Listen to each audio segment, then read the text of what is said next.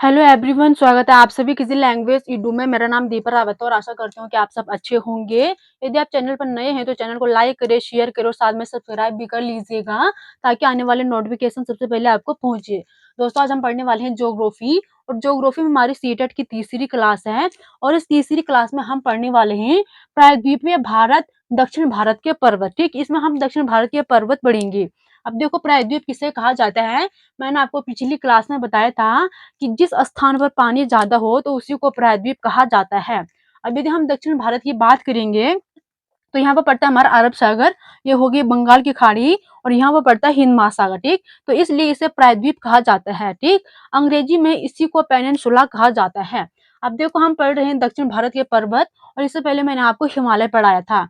अब देखो, जो दक्षिण भारत के पर्वत है तो सबसे पहले हमारे यहाँ पे पड़ता है अरावली पर्वत। ठीक, सबसे पहले कौन सी पर्वत है? अरावली पर्वत। तो हम हेडिंग डालेंगे अरावली पर्वत। अब यदि हम अरावली पर्वत की बात करेंगे तो अरावली पर्वत राजस्थान, गुजरात, हरियाणा और दिल्ली तक फैली हुई है। ठीक, दिल्ली तक फैली हुई है। अब इसी अरावली पर्वत को दिल्ली में इसी अरावली पर्वत को दिल्ली में रायसीना के नाम से जाना जाता है। ठीक, रायसीना के नाम से जाना जाता है और इसी रायसीना पर्वत में, ठीक, रायसीना पहाड़ी के नाम से जाना जाता है और रायसीना पहाड़ी में बना हुआ है राष्ट्रपति भवन। ठीक, राष्ट्रपति भवन। पूछा जाएगा कि राष्ट्रपति भवन किस पहाड़ी पर बना हुआ है। ऑप्शन में अरावली भी दे सकते हैं और रायसीना भी दे सकते हैं, तो हमें करेक्ट कौन सा करना है? रायसीना पर्वत। ठीक, ये हो गया अरावली पर्वत। अब हम अरावली की जो अरावली पर्वत है रायसीना के नाम से जाना जाता है। अब देखो, जो अरावली की सबसे ऊंची चोटी है, ठीक, सबसे ऊंची चोटी कौन सी है? वो हो गया गुरु शिखर। ठीक, सबसे ऊंची चोटी कौन सी है? गुरु शिखर है और गुरु शिखर की लंबाई है 1725 मीटर। ठीक, लंबाई कितनी है? 1725 मीटर। अब देखो, जो गुरु शिखर है ये राजस्थान के सिरोही जिले में स्थित है। ठीक, गुरु शिखर कहाँ स्थित है? राजस्थान के सिरोही जिले में स्थित है। ठीक, ये हो गया हमारा अरावली पर्वत। अब देखो, दूसरा आता है यहाँ पे विंध्याचल पर्वत। ठीक, ये होगी विंध्याचल पर्वत। हेडिंग डालेंगे विंध्याचल पर्वत। विंध्याचल पर्वत। देखो, जो ये अरावली पर्वत है तो अरावली पर्वत एक समय में, मतलब ये भारत की सबसे प्राचीन पर्वत है। भारत की क्या है? सबसे प्राचीन पर्वत। प्राचीन पर्वत भारत की सबसे प्राचीन पर्वत है और अरावली पहले, मतलब इसकी जो ऊंचाई थी बहुत ज्यादा थी, धीरे धीरे इसकी ऊंचाई कम होती जा रही है क्योंकि ये एक अपशिष्ट पर्वत है। ठीक, लगातार इसका अपरदन होता जा रहा है। ठीक, ये हो गया अरावली पर्वत। अब दूसरा देखो, विंध्याचल पर्वत। अब जो विंध्याचल पर्वत है ये एक तो आपका राजस्थान, एक तो आपका गुजरात, मध्य प्रदेश, उत्तर प्रदेश, बिहार और छत्तीसगढ़ तक फैली हुई है। ठीक, विंध्याचल पर्वत कहाँ फैली हुई है? गुजरात, मध्य प्रदेश, उत्तर प्रदेश, बिहार और छत्तीसगढ़ में फैली हुई है। और विंध्याचल पर्वत के उत्तर में बहती है गंगा नदी। गंगा नदी और दक्षिण में बहती है आपकी नर्मदा नदी। ठीक, दक्षिण में कौन सी नदी है? नर्मदा नदी। ठीक, मान के चलो, ये हो गया हमारा विंध्याचल पर्वत। तो यहाँ होगी गंगा नदी और यहाँ पर होगी आपकी नर्मदा नदी। यहाँ पे कौन सी नदी है? नर्मदा नदी है। क्योंकि जो, मतलब विंध्याचल पर्वत है इन दोनों नदियों के बीच में स्थित है और इनका जो जल होता है, ये पर्वत क्या करती है? इनका जो जल होता है उसका विभाजन करती है। ठीक, जल को अलग अलग करती है। अब जो विंध्याचल पर्वत है इसकी जो सबसे ऊंची चोटी है वो है सद्भावना। ठीक, कौन सी चोटी है? सद्भावना है। अब यदि हम सद्भावना की बात करेंगे तो सद्भावना मध्य प्रदेश में स्थित है। ठीक, सद्भावना कहाँ स्थित है? मध्य प्रदेश में स्थित है। जो ये चोटी पूछी जाती है पेपर में, कई बार पूछी जाती है और हमें इन चोटियों को, मतलब ध्यान में रखना होगा, बिल्कुल याद करना होगा। तो गुरु शिखर कहाँ है? गुरु शिखर होगी अरावली की और गुरु शिखर राजस्थान में है। सद्भावना होगी विंध्याचल पर्वत की सबसे ऊंची चोटी और सद्भावना स्थित कहाँ है? मध्य प्रदेश में स्थित है। अब हम तीसरी हेडिंग डालेंगे, यहाँ पर पड़ता है सतपुड़ा पर्वत। ठीक, यहाँ पर क्या पड़ता है? सतपुड़ा पर्वत। अब हम हेडिंग डालेंगे सतपुड़ा पर्वत। हेडिंग है सतपुड़ा पर्वत। अब यदि हम सतपुड़ा पर्वत की बात करेंगे तो सतपुड़ा पर्वत आपकी गुजरात, मध्य प्रदेश और छत्तीसगढ़ में फैली हुई है। ठीक, गुजरात में इसी को राजपीपला के नाम से जाना जाता है। राजपीपला के नाम से जाना जाता है।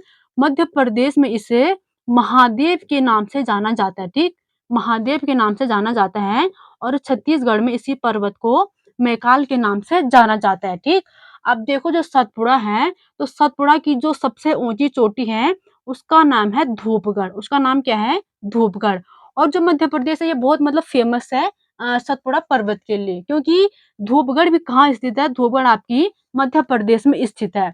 तो हमें याद रखना होगा जो सतपुड़ा पर्वत है, सतपुड़ा पर्वत को गुजरात में राजपीपला के नाम से जाना जाता है, मध्य प्रदेश में महादेव के नाम से जाना जाता है और छत्तीसगढ़ में मैकाल के नाम से जाना जाता है। ठीक, ये हो गई हमारी सतपुड़ा पर्वत।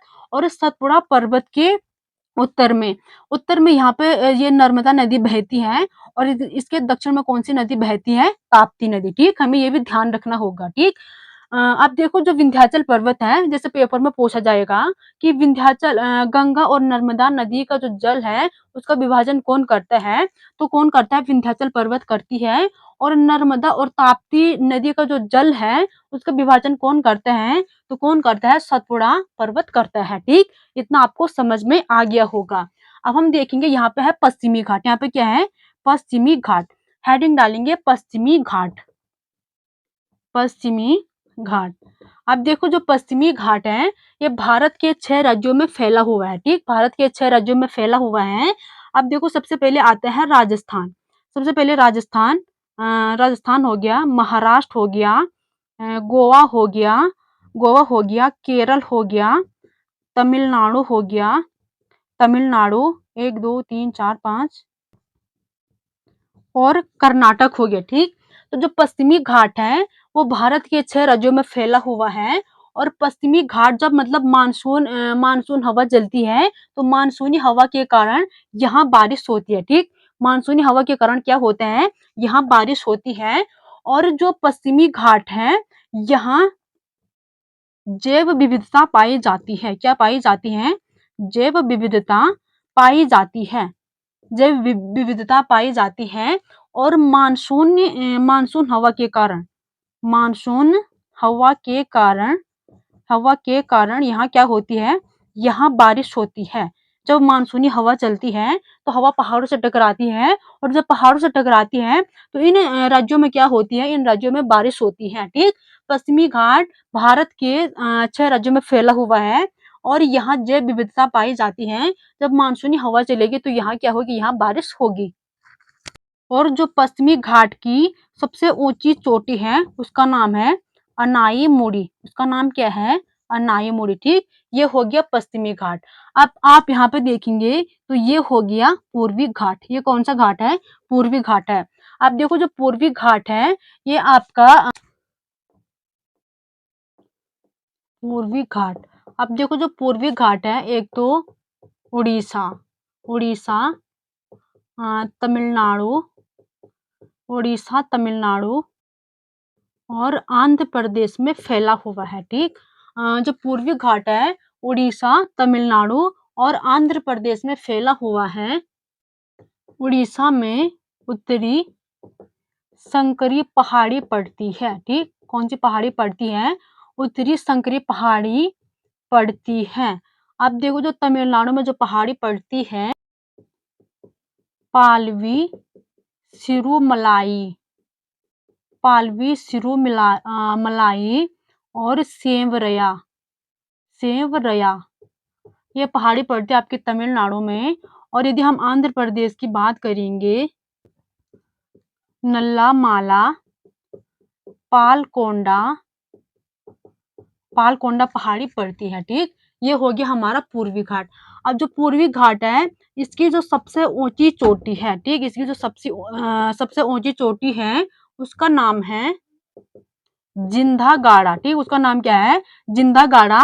और जिंधागाड़ा आपकी है उड़ीसा में। ठीक, जिंधागाड़ा कहाँ स्थित है? उड़ीसा में स्थित है। ठीक, जो पूर्वी घाट है तो पूर्वी घाट 3 राज्यों में फैला हुआ है। सबसे पहले आता है उड़ीसा, तमिलनाडु और आंध्र प्रदेश। ठीक, उड़ीसा में उत्तरी संकरी पहाड़ी पड़ती है तमिलनाडु में पालवी, सिरुमलाई और सेवरैया पहाड़ी पड़ती है।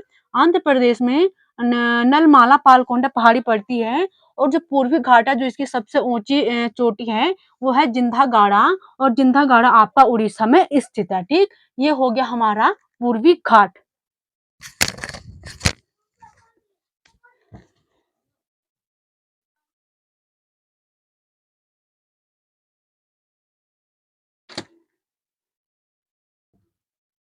अब हेडिंग डालो नीलगिरी पर्वत। अब देखो जो नीलगिरी पर्वत है, तो नीलगिरी पर्वत में पूर्वी घाट और पश्चिमी घाट का मिलन होता है। ठीक, मिलन होता है। ठीक, नीलगिरी पर्वत में क्या होता है, पूर्वी घाट और पश्चिमी घाट आपस में मिलते हैं। ठीक, आपस में क्या होते हैं, मिलते हैं। नीलगिरी पर्वत तमिलनाडु, केरल और कर्नाटक में फैला हुआ है। ठीक, नीलगिरी पर्वत पूर्वी घाट तथा पश्चिमी घाट में इनका मिलन होता है। और नीलगिरी पर्वत तमिलनाडु, केरल और कर्नाटक में फैला हुआ है। और क्या होता है कि यहाँ एक फूल पाया जाता है, नीलकुरुंजी। ठीक, यहाँ एक मतलब एक फूल पाया जाता है, नीलकुरुंजी। और जो ये नीलकुरुंजी फूल होते हैं, ये 12 साल बाद, ठीक, 12 साल में एक दिन खिलता है। ठीक, 12 साल में एक बार खिलता है। ठीक, कौन सा फूल, नीलकुरिंजी फूल। तो नीलकुरिंजी फूल कहाँ पाया जाता है, नीलगिरी पर्वत में पाया जाता है।